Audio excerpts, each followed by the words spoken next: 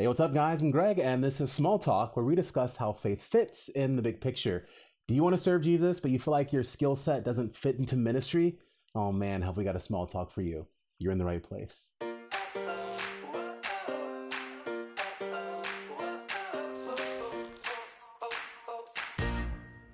All right, guys. Today I'm joined by Jasper. Good to meet you, man. Meet you. Likewise. Now, dude, how do I introduce this guy?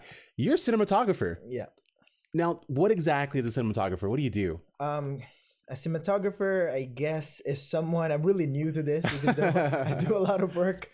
A cinematographer is someone who dictates pictures, Okay. motion pictures. So you're the one with the vision in your mind, and you Yeah. articulate it via film and that sort of thing. Yeah. Now, you are doing this for the sake of ministry. Yeah. Now, some people think about film and they're like, yeah, if you want to be in film or media, you need to work for Hollywood or some major, heavily funded production company. That's not the case. You're doing full-time cinematography as ministry. Yeah. Man, okay, so this is what we're going to talk about. So what I want to talk about with you, because you have a fascinating story on how you came into this, is I want to talk about using gifts and talents for ministry's sake. Right. There are a lot of people who say, you know what, I just want to serve Jesus, but I don't feel like that my mechanic skill or my plumbing skill or my video skill translates into ministry. That's not necessarily true. So that's what I want to talk about with you and your story, your journey on how you came into doing what you're doing. So where does it all begin? Where are you from? And what was it like growing up?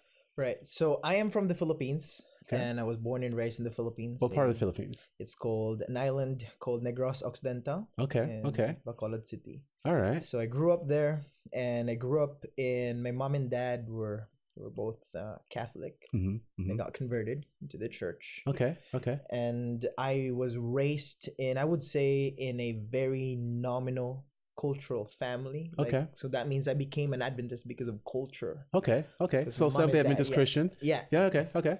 Yeah. So technically, I came into the church because everyone came into the church. My Because mom and everyone dad- else came to the church. yeah. Yeah. All right. We're doing it as a family. Yeah, yeah. Come on in, kids. Yeah, so I guess many of our young people are like that also in the church. And I grew up like that. I grew up in a way where I became an Adventist. I don't eat this. I go to church in this day, but I don't really know why. You got the whats, but not Yeah, the whys. yeah, so- Right.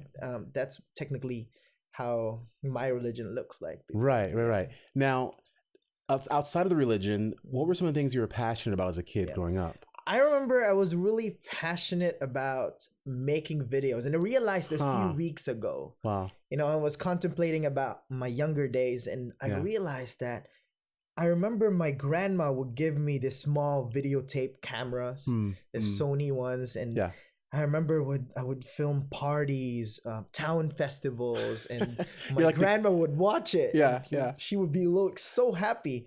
My aunts would be so happy about what I do, and I realized man, I want to do this. Yeah. But I eventually drowned it out because of my addiction to playing video games. So things you were passionate about, you kind of lost that passion, just kind of getting into it. Now, some time had passed on, and next thing you know, you told me you had a brain tumor. What is that story, man? So, as what I've said, I grew up in the church, and then in the Philippines, most of the parents would bring you to an Adventist school. So they brought me into the school. I studied biology. I failed my nursing entrance exam. So I went in biology as a segue for the second year to be a nursing student. Yeah. And I think that's where I come in because I was really worldly, though, that situation where you're worldly, but you're religious at the same time. Right. Like you're worldly, but you know the truth. You know what I mean? You're like, I like this music, but I shouldn't like this music. Yeah. I know what you mean. So I was halfway, Yeah. And then one time after the semester ends, before the semester starts, one night I just woke up in the hospital. Wow. My parents was like, "You're having a severe bad seizure." Wow.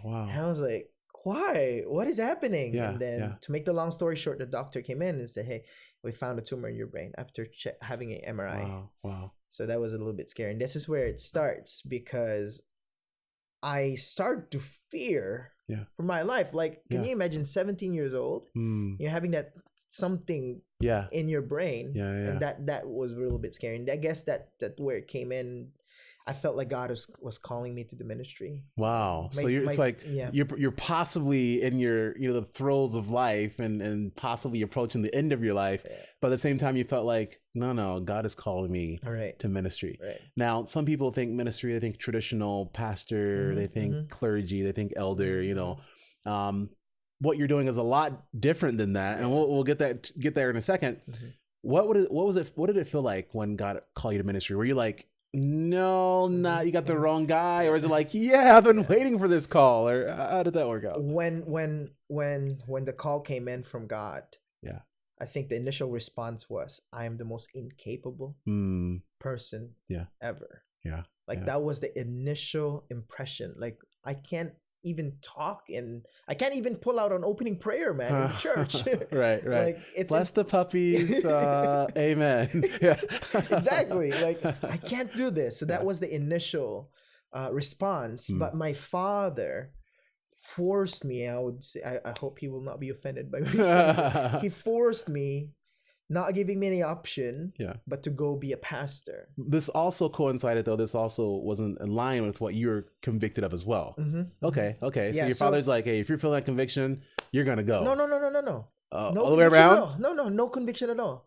And this was just him giving that option, which is not an option, really. It's like something that is very dogmatic. He was like, this is what you need to do. Right. Though I don't have that conviction. That conviction only grew as you yielded. Time goes by. So ministry wasn't something you were like passionate about growing up. You're not like, whoo, I want to be a pastor. No. But your father's like, you're going to be a pastor. You're like, all right, I guess. You're yielding to it. And as you took those steps and yielded and surrendered, that passion grew. So like God sends people to teach things. God, sends Audioverse, watch a lot of Little Light Studios videos also. And there you go. God opened, there you go. Video games are like this. Yeah. Oh man. These kind of things, and it grew on me. Like the Lord is calling me to the ministry. The Bible starts, like it's almost like glowing, like amazing truth popping out. Yeah. So I guess it's amazing that the moment God calls us and we yield, at the time, it may not make sense. At the time, it's like, Lord, you got the wrong guy or the wrong girl. Yeah. But it's like, as we yield to that call, it's almost if he begins to pull the veil from our eyes. And he's like, here's why I called you. You couldn't see it, but I could see this the whole time. Right. And it sounds like that's your story as well. That the moment God called you, you're like, well, some believe, though, that when God calls you, you're going to be doing the most boring job ever. They're like, oh, man, you're going to be... right? If God's calling me to ministry, I'm going to be this boring, straight-laced, formal the rest of my life. But you have a pretty awesome job. And it's amazing that God knows the things that we're passionate about. It's like he's the one who put it in our hearts. Of course he's going to use it. So those of you who are like, man, what am I going to do for God? Or how do I use my skill set or my passions for Jesus? The first step is yield to his calling, right? Right. Yield to his calling. If God is calling you to go on a mission trip, if God is calling you to come into ministry, and you're like, I don't know what that looks like, just say, Lord, I surrender. I'm willing to do whatever you ask me to do. Now, you get to that point. You surrender. You're like, all right, if it's ministry, then whatever. You surrender, and then God begins to open these amazing doors. Tell me about some of those doors that God started opening. Yeah, and I want to point out that the God, before he calls you somewhere, right, he reveals himself to you. Right. So you know who's calling you, right? And this is one thing. Most of us and most of the young people today are very confused about their calling. It's because they are asking God where. Like, where do I go, Lord? Right. But we don't have the question of who are you, Lord? I remember Paul, when he encountered God, the question, who are you, Lord? Yeah. Like, we're supposed to be asking that question. Yeah. And many of us wanted to know where God wants us to be working, but we don't have a relationship with him. Wow. And I guess I've learned in my life that as soon as you have a relationship with God, then God reveals you a place to go. Before God calls Paul to go to all these places, he first needs to have a relationship with God. Yeah. And it's almost like that's what God was doing. Right. You know, that road to Damascus where he gets blinded, and for 3 days he's mulling through scripture in his mind for 3 days because he can't see, he can't do anything else. So I sit in a corner and he's just like, wow, that's who God is. Right. God is revealing himself to him. Right. That's powerful. So it sounds like we need to revise our order of operations. It sounds like the first step to learning how to use your talents and passions and things you love for God is get to know God first. Get to know Jesus. Spend time in the Word of God. Spend time in prayer. A lot of times you said we ask, where do you want me to go, Lord? Without first asking, Lord, who are you? Yeah. And who are you in my life? So step one, spend time in prayer. Spend time getting to know God. Step two then, step two is surrender to the call. Yield. Yeah. But Lord, I want to get a degree in this. Lord, I want to marry this person. Lord, no. If God's calling you, yield. Right. Now that sounds scary, right? Because it is scary. Yeah. Like, what am I yielding to? Where are you going to take me? What am I going to do? And I think it's because we oftentimes assume the worst of God. Right. And I can use my personal experience when I decided to come into ministry. I know for me, it was like, well, where are you going to take me? What are you going to do? And I'm thinking, you're probably going to put me in some, boring church in the middle of nowhere, and I'll be doing nothing for the rest of my life. And God's like, man, is that really what you think of me? Yeah. But God knows how he's made us. So get to know God, yield. Now, what's the next thing that happened in your story? So you yield, you're in school, doors begin to open. Right. What happened? What are those doors? So I believe that the doors becoming like it started to open. And one of the miracles that I received was, remember I told you I had a tumor. Yeah. And every 6 months, if I'm not mistaken, or every semester, I had a check on my brain. Yeah. And the tumor is getting smaller. Wow. And smaller. Wow. And smaller. You can ask my doctors, they're all confused. What's happening? Why is the tumor getting small? And mind you, I was not a vegetarian. Right. So I can't say because of my diet. Because of my diet, right. Many people have said that, but I can't because I was not healthy. I was starting, I know the health message, but I'm still not practicing during that time. And then I'm not drinking any medication, did not have any. So the only thing that's changed is you've yielded, you've surrendered, and you're doing what you feel God has called you to do. Yeah, and then God gave me an opportunity to have. I always say it's my second chance. So the tumor is gone completely. I remember no surgery. They never cut you open. No medication. No. You can have a picture of my MRI, positive with the tumor, and it's gone. Wow. Wow. So yeah, and I remember that was like one semester before I graduate. Yeah. So God has opened the way. God has given me an opportunity to be an associate pastor in the church, my college, to preach in different churches. So all these opportunities, I could not imagine this. Like if my classmates probably will watch this in high school, they're like, no, that's impossible. Like, no, I'm living proof. It is possible. Yeah. So then where does this passion resurface for media? So I after I graduated, I was assigned to study in Amazing Facts, and I graduated, and I taught a little bit in Amazing Facts Philippines, and I was assigned in Amazing Facts Indonesia to build one of the to help build a school. And then from there, I remember I had my first GoPro. Okay. And shout out to GoPro. This was a freebie. No. And then I was blown away. All the feelings that I had when I was a kid, I remember like, wow, I was really stoked. Yeah. So I had a phone. I started to film using my phone and my GoPro, and I realized I could do this, So I talked to the director of Amazing Facts Indonesia. I said, let's make a promo. And I made my first promotional video using a GoPro. Wow. I was like, wow, I want to do this. And then that's where I was really excited. Yeah. So it's all started to resurface. Like, I love doing this. Yeah. Now it's amazing. I mentioned that sometimes when we yield to God, the hesitation is because we assume the worst. Like, well, he's going to put me in some boring place, or I'm going to have a boring life. So I'm going to lose all my friends and not have any cool friends anymore. Like we assume the worst, but here's God saying, no, I know how I made you. Remember when you were a kid and you were passionate about media? Right. So how has that translated to what you're doing now? What's the story? What do you, and then tell us exactly what you're doing now. So from there to what you're doing now, and what are you doing now? So again, after Amazing Facts, I went to be a pastor. Yeah. And I felt that burden, man, to do media ministry. Hmm. I remember, and this is where it started. I remember making videos, and I was like, wow, if I preach to hundreds, right? Hundreds of people. You get excited. Right. But when I make something, it lasts till the internet dies. Now, you mentioned you made a video. How many views did it get? Yeah, so I flew to the Philippines, right? And then I made a video about this island called El Nido. And I released it. In a few months, I got 2 million views. 2 million views. 2 million now views, you're like, would I have ever spoken in front of 2 million people? Right? It's like, yeah. Like usually as a pastor, you're speaking in front of a couple hundred, but now you're putting together videos and you're reaching millions. And I was like, I could incorporate that.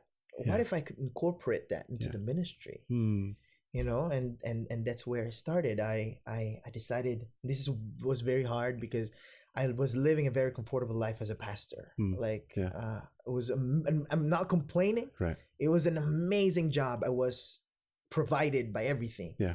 But then I felt that I had a burden. I was reading that as a Christian, we should not be colonists, settlers. We should be conquerors. We should conquer places, not pilgrims. Just settlers. And I realized that we are soldiers for God to conquer places, and life is not just a continual search for comfort and security. That's right.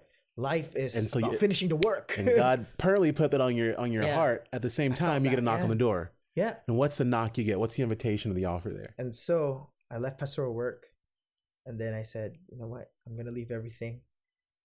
I don't know what to do, bro. Like, I literally don't know what to do. You just know you have this burden and you have this passion. I don't know media. what to do. I don't have a resume. What do I show people? Like, oh, you're a pastor. Like, why would you work in a media ministry? You're a pastor. You have no experience. Right. But then I have a friend. His name is Clive Cote, one of our editors and director for Lineage Journey. Okay. That's currently what I'm doing. And he contacted me and said, hey, what do you think about you flying to Europe? I was like, what? I'm not imagining wildest dreams in my life. I'm like flying to Europe. That's crazy. Yeah. And so God opened the doors for me to fly into Europe to do full-time ministry. That's what I'm doing right now. Yeah. Full-time ministry as a cinematographer. Yeah. Wow. It's I just want to harp on the fact again that when we surrender to God, He has literally that promise that He gives us in Jeremiah, plans to give us a future, a hope to prosper us. It's like He has our best intentions at mind, at heart. And it sounds like the moment you surrendered, first of all, that tumor started shrinking and went away. That's amazing. That's like a testimony. We could just end right there, mic drop, walk away, right? But it goes further than that. God's like, remember that passion you had for media as a kid? And He starts fanning that flame again. He's like, this is what I want you to do for ministry. Right. And before we move forward, I want to clear it up. I'm not against pastoral work. Right. Yeah. Like, oh, he left pastoral work. Yeah. No. I love pastoral work. But then the calling for media ministry is just more intense. Yeah. So I respect pastors. Don't get me wrong. I'm not saying they're doing a bad work, but the passion, and I think God aligns our ministry. Yeah, exactly. That God has given us is based on the ability and skills He has entrusted us. Many of us have based our ministries based on the needs of other people. Or what people think that you should be doing. Right. And this is why many of us are not happy. Right. We're in ministry, but we're like, it's a drudge. So how do we make this practical? It sounds like the first step is get to know God. You can't ask where to go if you don't know who's sending you, right? So before we're like, God, what do you want to do with my life? First, it needs to be, God, who are you to me? Who are you? Reveal yourself deeper to me. The second step, then you mentioned we need to just surrender. Right. All right, Lord, I'm willing to do and go. You're calling me to go to a mission trip for 5 months. If that's really the burden you put on my heart, I'm going to go do it. And it sounds like as you surrender to God and He reveals Himself more and more to you, then He can start telling you, this is what I want you to do. And you'll be like, wow, that actually kind of aligns with exactly what I love doing. Right. Now, what do you say to someone who's in an occupation right now? Maybe they're a nurse or a plumber or a mechanic, and they feel a burden to do something for God. They don't know what just yet. And they're like, well, I don't know what it is I'm supposed to do. I don't even know how this translates into ministry, but I just feel a calling to God. What do you say to someone who's in that position? Again, number one, that's what we talked about. is to dedicate your life to know God's will. Mm. And you never know God's will if you don't have time with him. So spend time. Spend time with him. And Yeah. this is where God reveals us the ministry that he has entrusted us. Mm. God has also called us with talents. Yeah. We should dig deeper. Yeah. And many of us have forgotten this talent because, as what I've said, I'm addicted to video games. Mm-hmm. If only I knew that talent and was not addicted to video games, I could have been much better than what I am now. Mm. Many people are supposed to be better than what they do now, but they have wasted a lot of time. Right.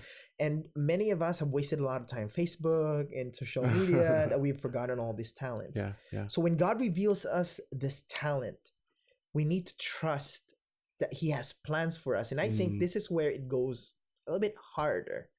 Because when God calls you into the ministry, he will take you out from that place. Takes right? you out of comfort zones. Yeah, and then you know what? This is where you go. And I guess it gets a little bit tricky because you need to have more faith to trust God. That's right. That he has plans for you and he can provide if that's the ministry that he has for you. Yeah. And I think I want to say this too.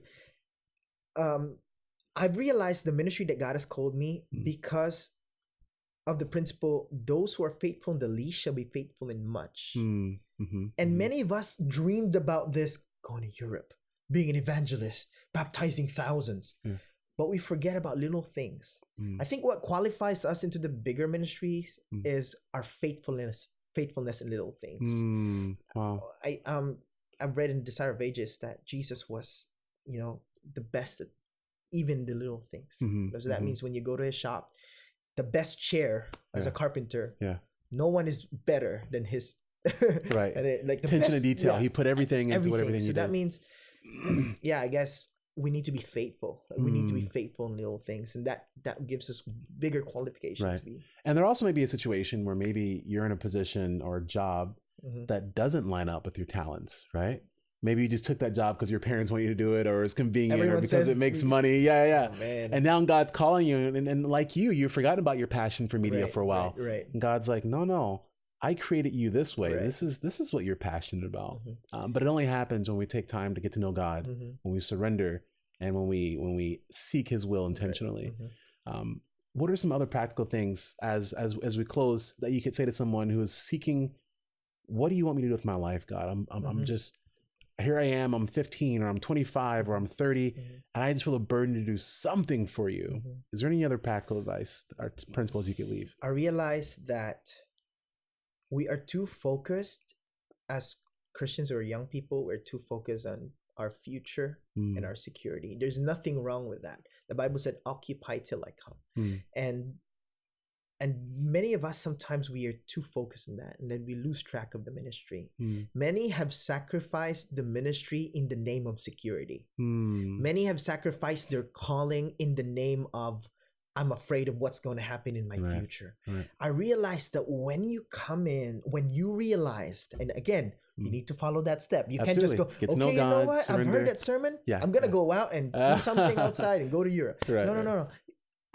You need to follow the steps. But as soon as you get the calling from God, and many young people today knows their calling. They know that God is calling them, but they're afraid to do that. Right. I could tell you a lot of stories of how God provided in Europe, bro. I have no salary at all. For 3 months, I literally have no money. I flew to Europe without a bank account. Wow. And God just took care of everything. God provided for 3 months. Wow. Can you imagine that? And I like every single week I get so when God calls, he provides. If it's God's will, it's God's bill. Yeah. If it's just God's will, it's God's bill. We're coining that one. That's our next T-shirt. If it's God's will, it's God's bill. I dig that, man. I dig that. So God provided for every single thing in my life, and if God calls you, He will provide. The Bible says, "Put the soles of your feet in the land, and the land is yours." That's a promise, man. Yeah. But we should not be dependent on circumstances. Whatever the circumstance is before us, if God is calling us, then we should proceed. Yeah. Ellen White said we have nothing to fear in the future except we forget how God has led us in the past. Yeah. That's right. Jasper, thank you so much for joining us, man. It's powerful. Just to recap, if God is putting a burden on your heart to serve, I'm telling you, the first step isn't to say, well, God, where do I go? The first step is, God, who are you? And who are you to me? Get to know him a little closer, a little more intimately. As you take time to get to know God, surrender to that call. Lord, I don't know what it's going to look like. I want this comfortable job that pays well so I can buy a house and XYZ. No. Don't sacrifice your calling for the sake of comfort, right? So get to know God, surrender, and as God reveals his will to you, allow him to strengthen you to be faithful in the little things. From there, God does everything else. Yep. If it's God's will, it's God's bill. Amen.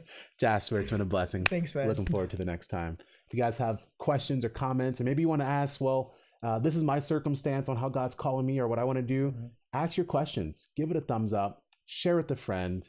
We look forward to catching you next time. God bless. Hey guys, thanks for watching this video. Don't forget to like, comment, and subscribe. And if you want to see more of this kind of content, be sure to support us on Patreon, where we have great perks.